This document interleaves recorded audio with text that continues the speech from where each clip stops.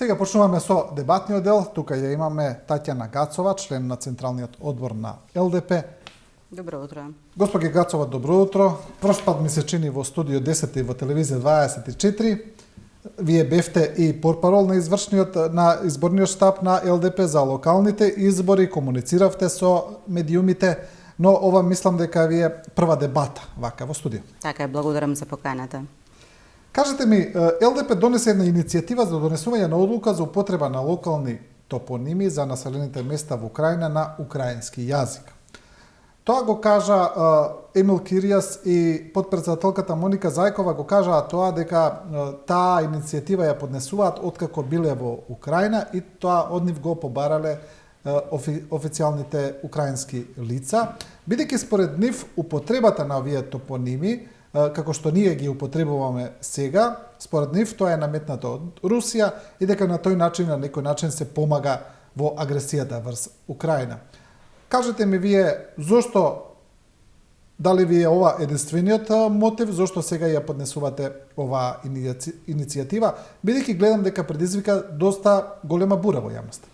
Навистина сум среќна што ја разбранувавме јавноста во контекст на ова иницијатива која што ја поднесува нашата актуелната пратеничка и подпредседателка на ЛДП и Емил Киријас, поранешниот државен секретар за надворешни работи и подпредседател на Либералата интернационала. Се уште не е помината во партиските структури, тела и органи, но ме радува што веќе размислуваме некако малку поинаку. Тоа беше евентуално замолница од Украина при посетата на нашите високи функционери. И ја поднесовме точно на датум на 23 октомври со цел да биде символично обележен денот на Македонската народна револуција. Чинам дека лавината по социјалните мрежи во однос на топонимите е некој добар сигнал, би рекла, заради тоа што некако ми дава надеж дека народот е спремен за промени, може би е спремен и за размислување на различно. Тоа беше и мотото наше на локалните избори, размислувај различно. Така што би рекла дека би се обиделе понатаму да го инфилтрираме ова во партиските органи и тела со намера да видиме како ќе реагираат. Секоја промена е добра. За официјална употреба, впрочем, еве да речеме, да го земеме примерот за Обединетото кралство Велика Британија и Северна Ирска. Ќе се сложите сега дека никој во говорниот јазик не го употребува тој термин, така? Да речеме колоквијално велиме... Тоа е дадено како еден пример исто од ваша страна. Така. Значи, ние можеби не се откажуваме од институционалните, да речем, топоними кои што се стандардни, меѓутоа би требало и да внесеме и сакаме иницијативата всушност колоквијалните топоними, нели? Кои што се со македонска транслитерација.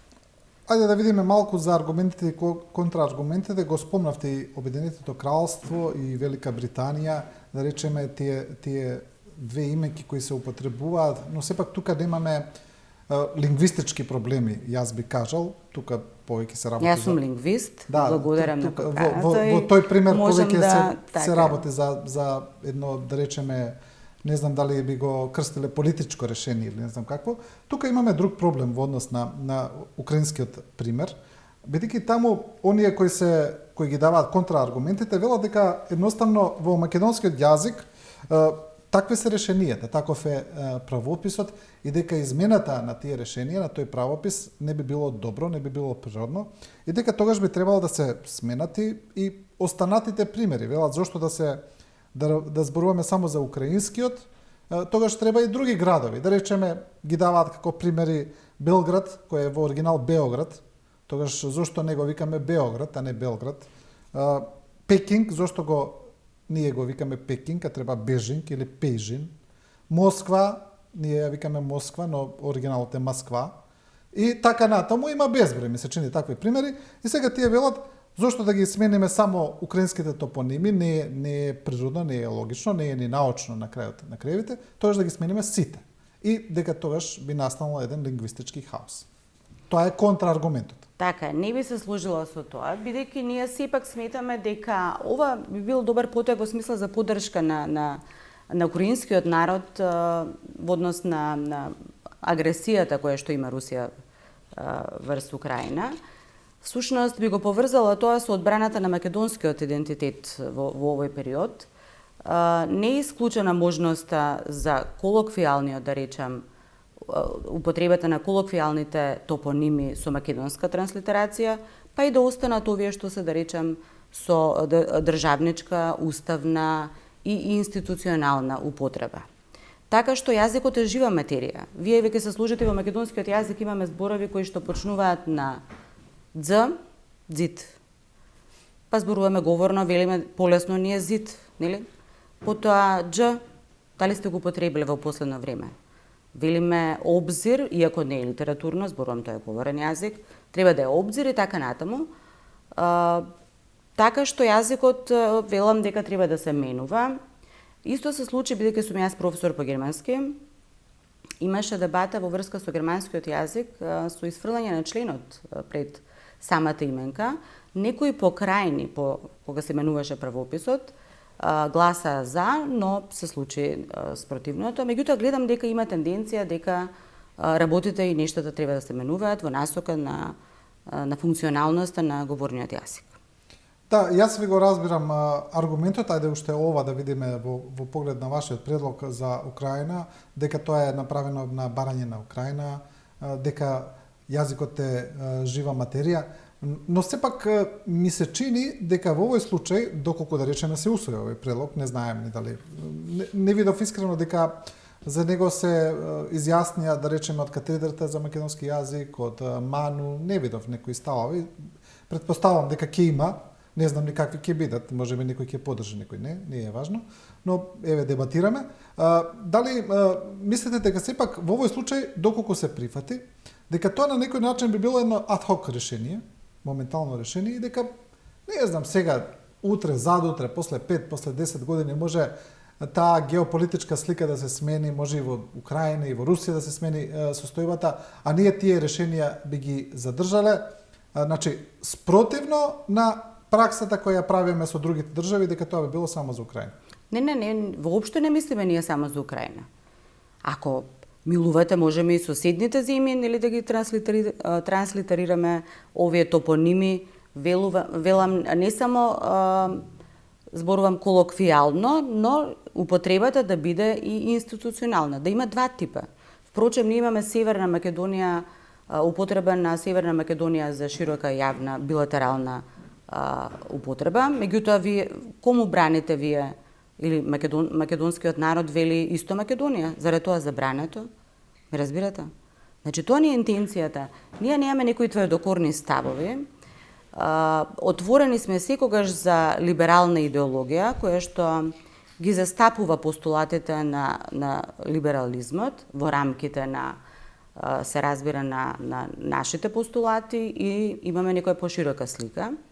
Така што промените, очекувам реакции, и реакциите на вистина ме радуваат, бидејќи малку се разбранува јавноста и така натаму. Односно, единствено не ми се бендиса реакциите дека тоа не е единствена заложба на ЛДП. Ние се бавиме исто со многу сериозни теми кои што вака не се видливи во јавноста. Од типот на економската криза, предлог за економски и социјални сет мерки, приближување кон Европската унија и европската интеграција и така натаму. Така што се надевам дека ова е само иницијатива, повторно велам, и би била срекна да се поднесат што повеќе иницијативи од разни институции или можеби граѓани со цел општеството да се отвори космополитски со еден поширок светоглед. Добро, на крајот на криштата, да, тој е ваш став партиски, нека излезат, ако сакаат, останатите политички субјекти со своји ставови, па ете вака се да се дебатира, тоа е убавината и на демократијата. Кажете ми, денеска доаѓа во Скопје во официјална посета, еве кажавме и во вестите, председателката на Европската комисија Урсула фон дер Лајен, таа најавува дека најмногу ќе се зборува за енергетиката, за она што престои во поглед на тешката зима. Државава веќе побара помош од Европската унија, пред се во поглед на субвенционирање на струјата, помош за справување со тешката криза. Кажете ми, што очекувате од фон дер Лајен, дали мислите дека во тој пакет кој е најавен како за помош за регионот од милијарда евра, дека ќе добиеме некој значителен дел од тој пакет, дали ќе соопште нешто бомбастично, или мислите дека сепак ќе биде една протоколарна посета како и сите останати? Не мислам дека ќе биде протоколарна посета, бидејќи тоа беше една од нашите заложби како ЛДП да учествуваме во процесите на европската интеграција.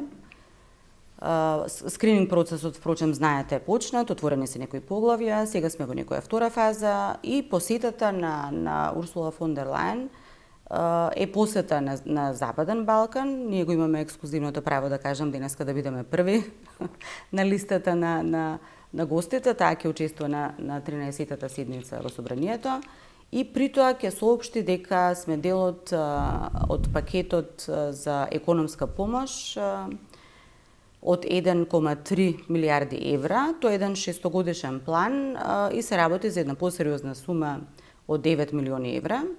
Тука се вклучени земјите од Западниот Балкан, така што наративот на Европската унија во однос на Македонија и на Западниот Балкан всушност некако се испорачува дека всушност и ние им требаме ним и всушност и тие ни требаат нам.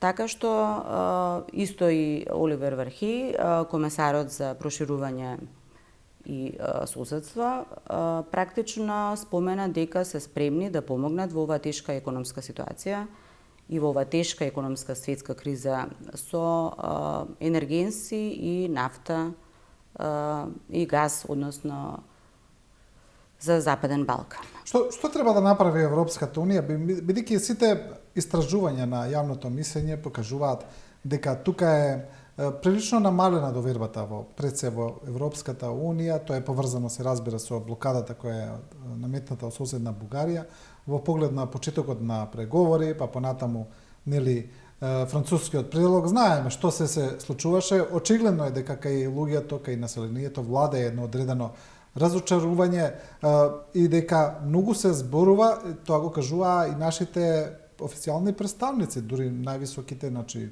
министрите за надворешни работи, и сегашниот, и минатиот, и вице-премиерите, и сегашниот, и минатиот, зборуваа за губењето на кредибилитетот, за можното губење на кредибилитетот на Брисел тука во Македонија. Што треба да направи сега Унијата, доколку сака да го врати тој кредибилитет? Мислам дека Европската унија покажува веќе некои сериозни чекори. Го разбирам македонскиот народ, вклучително и јас бев претходно разочарана, но секако сум оптимист, бидејќи гледам дека процесот е навистина отпочнат. Мал, да не речем, ајде да ублажам мал дел гледам и вина во опозицијата, која што треба да е, да речем, проактивна, а не реактивна. Од опозицијата се очекува да учествува во сите овие конструктивни процеси, а не само да ги бойкотира сите процеси од собрание, предлози, решенија и така натаму.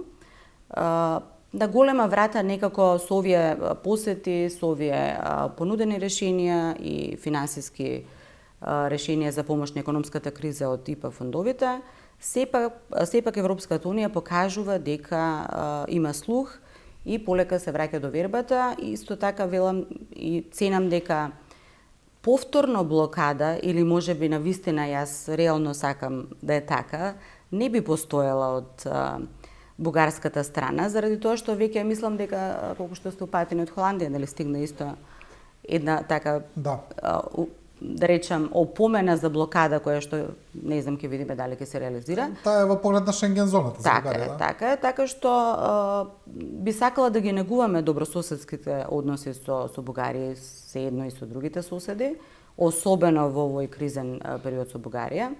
Така што Европската Унија, мислам дека е голем поддржувач на Западниот Балкан и на Република Северна Македонија. Да, но од соседна Бугарија веќе доаѓаат некакви најави, неофицијални, додуше, тоа се некои неофицијални информации кои таму се соопштени на брифинг на нивното Министерство за надворешни работи со тамошните новинари во поглед на функционирањето на бугарските клубови во земјава. Познато е дека веќе постои иницијатива во Собранието за измена на законот за граѓански здруженија, дека со таа иницијатива ќе се забранат здруженија кои носат меѓу останатото имиња и на соработници на фашизмот, на Третиот рах и така натаму, и дека постоечките бугарски здруженија ќе добијат рок од 3 месеци да ги сменат тие имиња, да ги усогласат со новиот закон. Сега од соседна Бугарија велат дека доколку тоа, мислам, не велат официјално, повторно ги кажам, тоа е кажано на брифинг, информациите доаѓаат од таму, дека доколку се случи такво нешто, дека тогаш тоа тие би го перцепирале како нов притисок врз правата на бугарите во земјава и на некој начин повторно најавуваат воведување на некаква повторно блокада на пристапниот процес, на преговарачкиот процес. Не верувам дека тоа би се случило, иако да речам во моментот гледам дека има тензични ситуации и потези од двете страни. Особено ние сакаме, велам, и ЛДП протежира негување на добрососедски односи. Ние имаме еден одличен наш од сестринската партија, да речем, представник во Европскиот совет, тоа е господинот Илхан Кјучук, кој што навистина се заложува за македонската интеграција во Европската Унија и тој е вистински пријател на Македонија, на Северна Македонија. Еве, гледате, дури јас не ми ускратено правото да кажам, нели, Северна Македонија во неформална комуникација, додека Северна Македонија, да речеме, за некои билатерални односи, за службена административна употреба. Така што не верувам дека ќе се случи повторна блокада. Треба повторно да работиме на враќање на довербата на граѓаните меѓу себе и институциите. Провокациите се, би рекла, повеќе од бугарска страна, но мислам дека со тек на време дека работите ќе одат во добра насока и во наша полза. Добро, еве, сега имаме обратна ситуација. Имаме ситуација каде во Благоевград тамошните здруженија на македонците формираат македонски клуб Никола Вапцаров.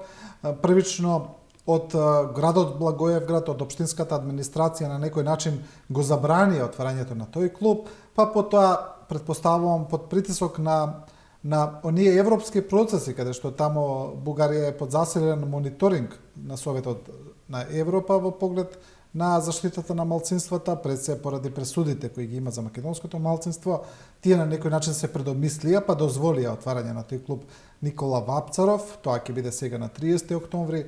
Поканите беа премиерите и на Бугарија и на Македонија.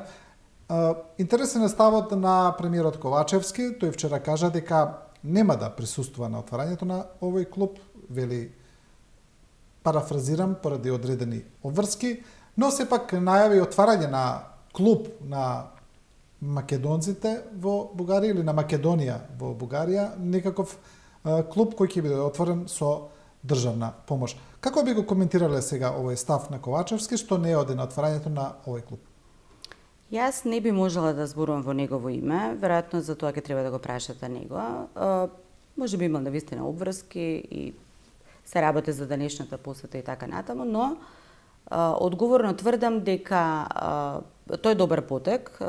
Ние како ЛДП би можеле да учествуваме во тие процеси со помош на нашите сестрински партии, со нашата сестринска партија ДПС во Бугарија, и тоа е добар потек на градење на добрососедски односи. Мислите на отварање на македонски клуб во Бугарија? Во Бугарија со државна помош? Па, веројатно со државна помош е исто така добро, ако постојат и некои други опции, зошто да не. Меѓутоа, сега како контрааргумент во моментот можеби не е добра, заради тоа што би рекла би се разгореле страстите повторно.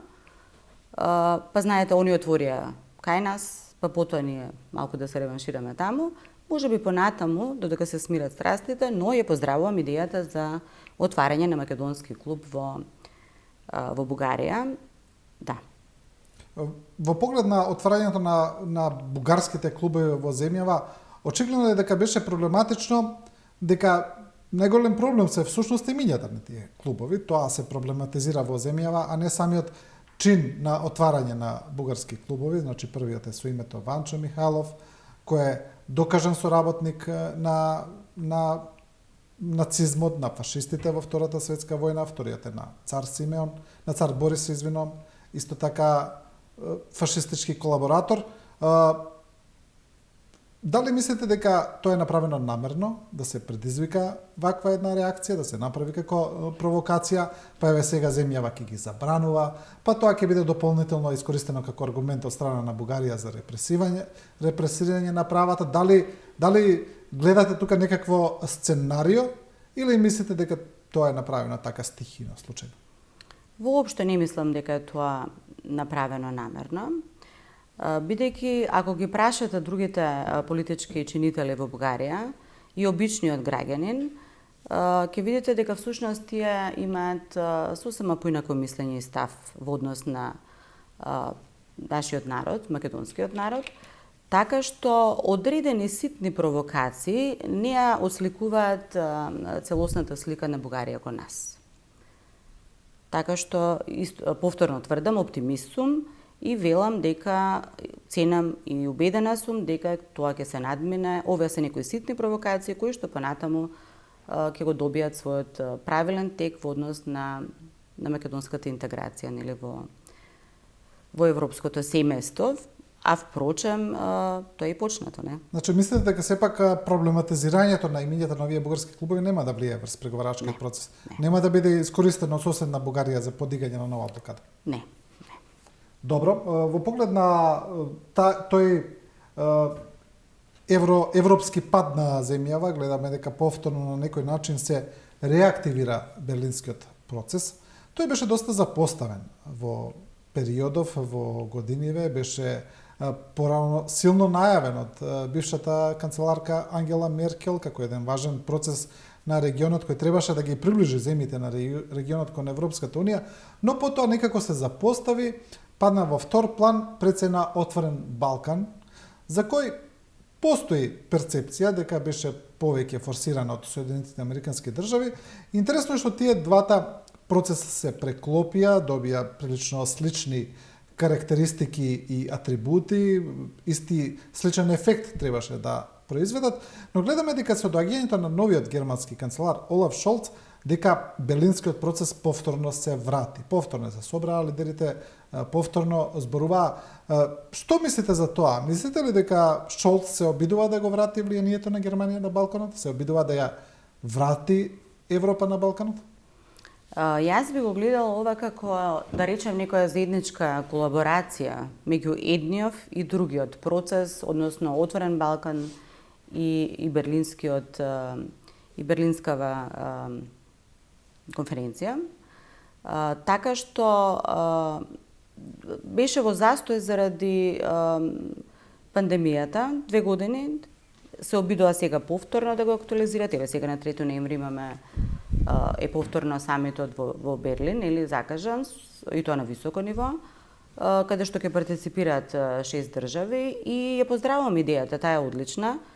Па и на крајот на краиштата, јас не гледам дека тука нешто лошо ако тие се преклопат, не гледам дека е тоа никое преклопување, но работат во еден заеднички интерес, повторно за отварање на границите, за можна трговска размена, за можно патување без некои посебни документи, за уважување на дозволите за работа, за економски развој и така натаму. Да, но кога зборуваме за има преклопување, има слични барања, слични карактеристики треба да се произведе, меѓу кои е тоа безгранично патување или патување со олеснување на процедурите, поменување на границите само со лична карта, без пасоши и така натаму. Велите имало застој за пандемијата, но немаше застој, да речеме, за отворен Балкан. Тој е еден процес кој се туркаше цело време и во пандемија, ми се чини, а и сега и со војната во Украина, некако не застана. Но мислите ли сепак дека тука има преклопување на влијанијата на Соединетите американски држави и Европската унија, дека тие иако се сојузници на повеќе полиња и во НАТО и на други начини, дека сепак се обидуваат да влијаат на свој начин и дека сепак на овој начин некако Олаф Шолц се обидува да ја врати рамнотежата. Јас ги гледам и двете земји како наши пријатели. И американците, и германците се всушност наши пријатели кои што сака да помогнат и на Република Северна Македонија, и на македонскиот народ, и на земјите од Западниот Балкан. Така што, како сакате кажете го, тоа ми е некако иста, слична, да речам, синергична, би рекла, агенда, се со цел да се олеснат некои процеси, да се помогнат процесите на интеграција, на флуктуирање на населението, па и заедничкиот економски пазар. Има уште една теза во поглед сега и на двата процеса, и на Отворен Балкан, и на Берлинскиот процес, дека всушност тие на некој начин представуваат замена за реалниот европски пат на регионот, дека тие треба да бидат субституција за тоа, треба на некој начин да им фрлат трошки на овие земји од Западен Балкан, бидејќи Европската унија има проблем и со проширувањето и не се брза баш премногу сега да се прошири со Западниот Балкан. За тоа особено беше скептик Франција, таа представи свој паралелен план за тоа, таа условно кажано втора Европска лига, како што ја нарекуваат. Особено гласни беа и Холандија и Данска во тој процес. И сега скептиците велат дека Отворен Балкан и Берлинскиот процес се всушност тоа.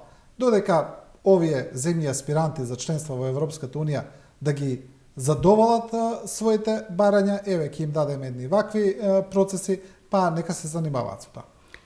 Не се служам јас со оваа ваша констатација, или може би да кажем со констатацијата на поголем дел од јавноста, затоа што сметам дека, впрочем, ние треба да завршиме некои домашни задачи на повеќе поглавја на одредени теми и така натаму, и по завршувањето на тие процеси би тргнале и би влегле вака, да кажам, на голема врата во Европската унија. Процесите се долги, процесите ќе не чинат скапо, процесите се макотрпни, но во тој дел, да кажам, ова е некако спремање, подготовка и, да речем, работење на терен на соседните држави, бидејќи знаете, имавме ние билатерални нерешени прашања, не само ние и така и соседните држави, така што полека некои задачи и агенди ги исполнивме, особено сум горда што некако успеавме конечно после долго време да го решиме проблемот со името, со одредницата Северна Македонија, така што конечно и не декларативно скрининг процесот и процесот на интеграција започнат. Пак велам дека Западниот Балкан, иницијативата за Западниот Балкан, која што исто така треба да се доработи или повеќе да се обрне внимание на некои сегменти, и берлинската идеја, се една алатка за припрема на овој регион за имплементирање на сите овие земји во Европската унија, некои подоцна, некои порано. Премиерот Ковачевски неодамна кажа дека очекува Северна Македонија да стане полноправна членка на Унијата до 2030 година. Тоа за многумина е премногу оптимистична варијанта. Вие што мислите за тој датум? Јас не би шпекулирала со датуми, ниту со години, така што велам дека прво треба да си ја завршиме домашната задача кај нас. Имаме сериозни теми и области и поглавја за решавање, отварање, особено администрација, па сакате судства, па потоа зборуваме за зелената агенда и образование и ред други работи. Корупција. Така се служувам, така што со датуми не би шпекулирала, но важно е дека процесот е отпочнат.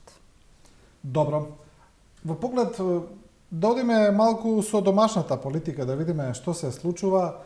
ќе дојдеме до она што е најактуелно за вас, вие треба да изберете нов лидер, ќе зборуваме за тоа. Интересно е што после подолго време председателот на ВМРО ДПМН Христијан Мицкоски повторно неодамна ја реактивира идејата за ново парламентарно мнозинство. Има таму некои гласови кои доаѓаат од владеачката коалиција, кои покажуваат некаква дисонантност во поглед на општата политика. Каков е вашиот став? Дали вие можеби разговарате со ВМРО ДПМН? Дали вие можеби би биле евентуално дел од тоа ново парламентарно мнозинство како помал коалицијски партнер? Знаете, ЛДП е, би рекла, фактор и би сакала навистина да стане трета опција.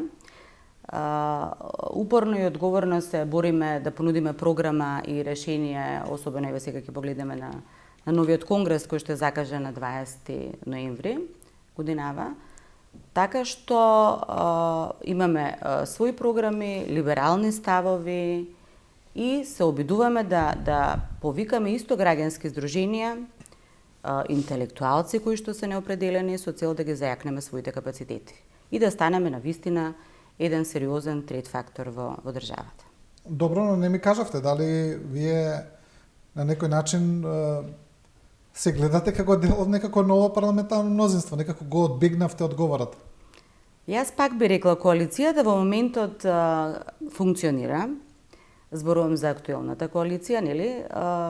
Иако сме ние идеолошки сосема, да речем, партија која што има своји ставови, своји политики и така натаму, за идното парламентарно мнозинство би се произнела откако ќе разговараме во одредени структури, тела и ќе излеземе со соодветно соопштение, особено после конгресот. Добро, вие на тој конгрес, тој е најавен, како што кажавте, 20 ноември? Така е. 20 ноември, таму се очекува да се избере нов лидер. Најмногу се зборува, сегашната подпредседателка се спомнува Моника Зајкова, се спомнуваат и други ликови. Имате ли вие нешто да ни кажете? Кој е таму фаворит, да речеме, за нов председател на партијата? Дали е тоа навистина Зајкова? Ке има ли некакви изненадувања? Не знам, можеби вие ке се кандидирате, не знам, има ли нешто така? Јас би сакала да се заблагодарам на досегашниот лидер на ЛДП, господинот Гоran Milevski. Тој одлично си ја заврши својата задача и како председател и како министер во Министерството за локална самоуправа и следствие на процесот да избереме нов кандидат или кандидатка, лидер или лидерка.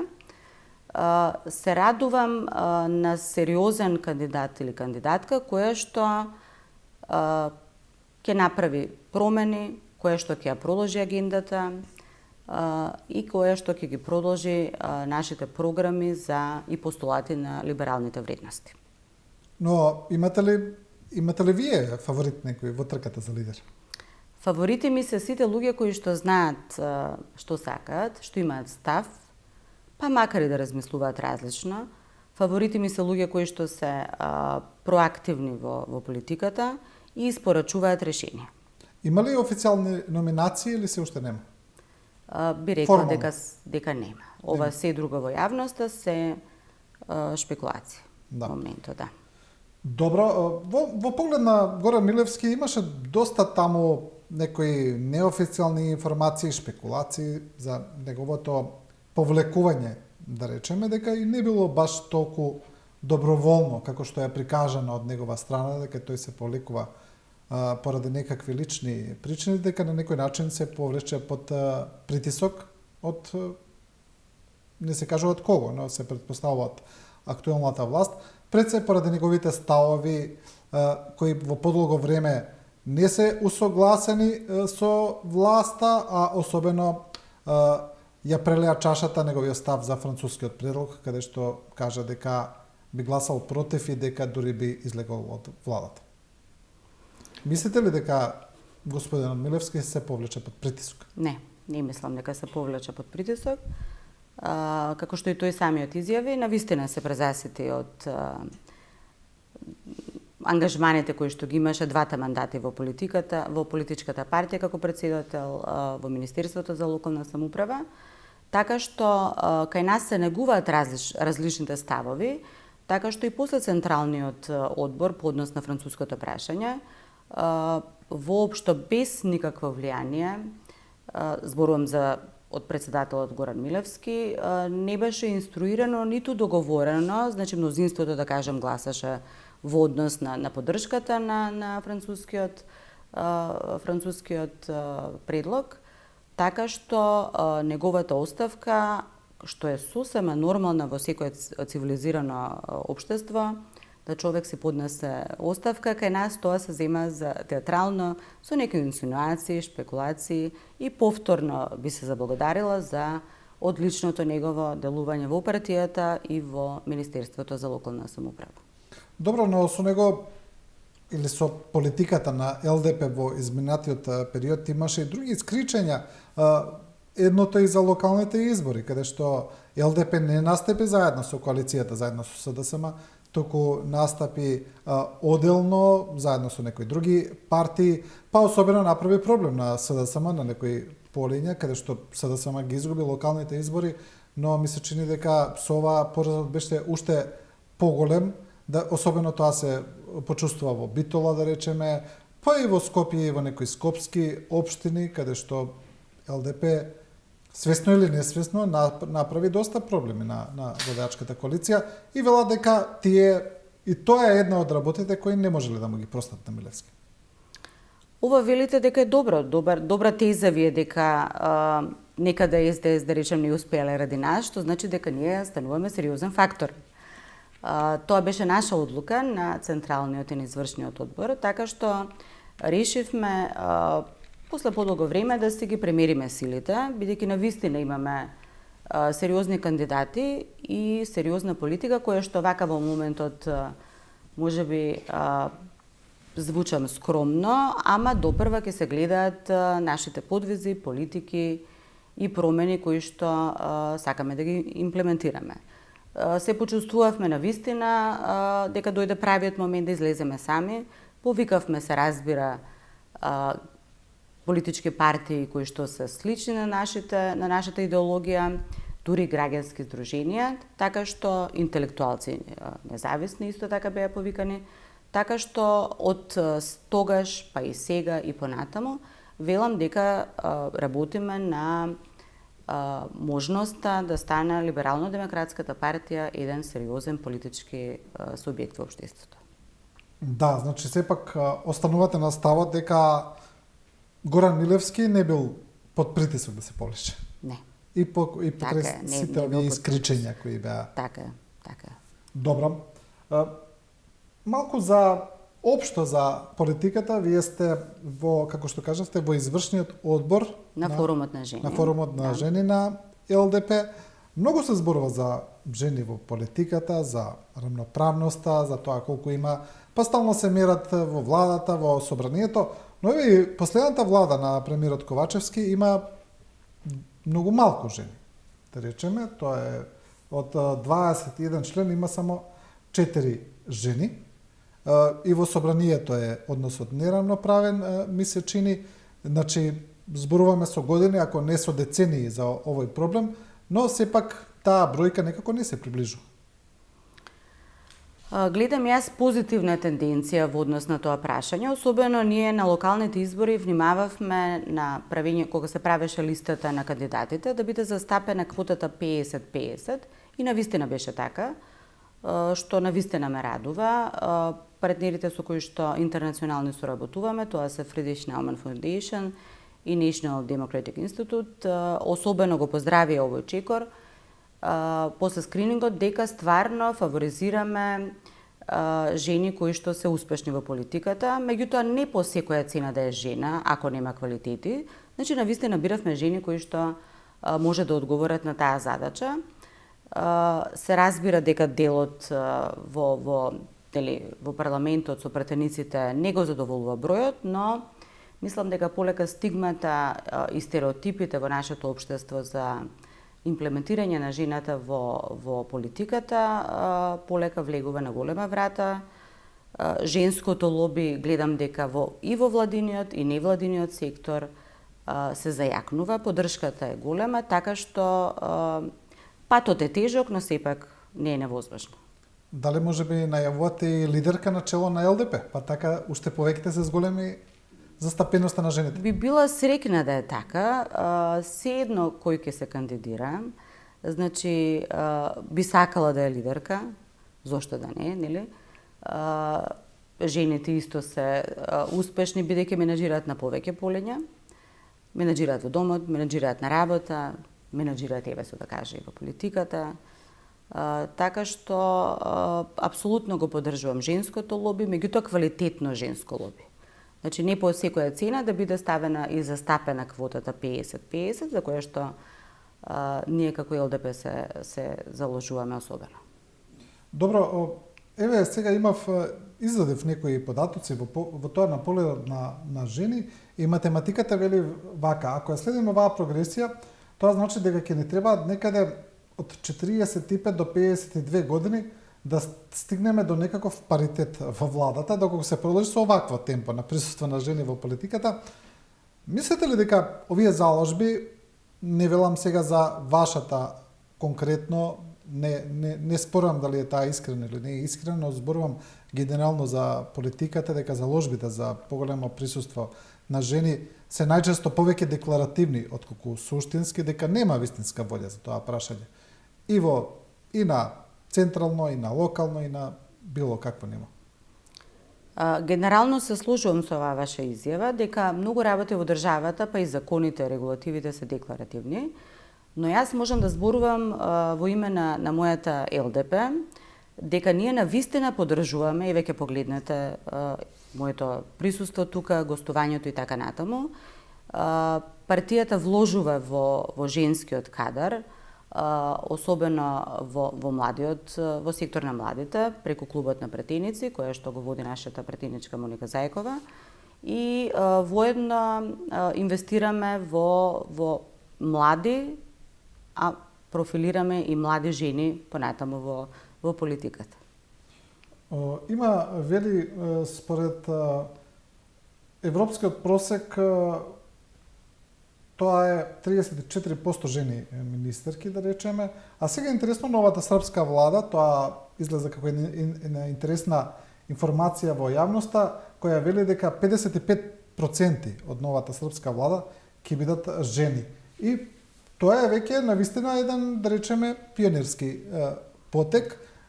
Треба ли кај нас таков некаков порадикален рез да се направи, а не вака само нели полека. Мислите ли дека некоја една влада или партии во собранието кога ќе ги подготвуваат идните листи за некои избори ќе бидат малку похрабри, поагресивни во поглед на ова прашање, па ќе стават повеќе жени на листите? Да, кај нас велам тоа е пример. Би сакала да е така. Другите, инаку јас па имам сега обратна тенденција во партијата, во женското крило да внесам мажи. Заради тоа што не би била јас либералка со демократски либерални ставови, ако не имам некој прогресивен став и либерален, кој што е пракса во другите земји по светот. Кај нас е вака малку, да речем, скептично во однос на тоа прашање, меѓутоа само така сметам дека би можеле заедно со мажите во нашето крило да се бориме за заедничките права на жената и така натаму, и потоа тие да ги дисперзираат своите идеи по другите структури и тела во партијата. Да, добро, вие во ЛДП ја следите и исто така и образовната политика, во тие тела на партијата сте и самата сте професор. Кажете ми, во поглед на образованието, ми се чини дека константно ги имаме истите проблеми во државава, тие се повторуваат, се нагласија на некој начин се потенцира и за време на пандемијата, каде што тие се амплифицира поради тоа што децата не одеа и физички на настава, па мораат да следат од дома, па онлайн, па се губеа часови, се губеше од наставната програма, но сега еве кога почна и оваа учебна година, повторно се јавија некои проблеми, еден од оние кои беа најочигледни е тоа што немаше учебници за дел од учениците поради, не знам, разни оправдувања и изговори, некако образованието никако да тргне во вистинска насока. Барем мене така ми се чини. Се сложувам со вас, меѓутоа тоа датира веќе од претходните влади, од подолг период и ова се само некои последици и реперкусии на процесот кој што беше веќе почнат. Уште со воведување на Кембридж програмата и така натаму. Дефектот би го лоцирала тука, така што следствено на ова ќе се сложам дека пропустот со учебниците или со учебници во дигитална форма, немање на свидетелства навреме и така натаму, малку го тежна процесот, но во име на мојата партија, во име на ЛДП, зборувам дека ние на вистина, иако може би сега тоа не е видливо, но во скоро време ќе ги видите нашите заложби во однос на сегментот образование и тоа со полна пара. Би рекла дека имаме прекрасни млади луѓе со кои што сум секојдневно во контакт. Тоа се ученици и млади луѓе кои што навистина знаат што сакаат, си ја сакаат својата татковина, слушаат македонска музика и си ги сакаат своите професори.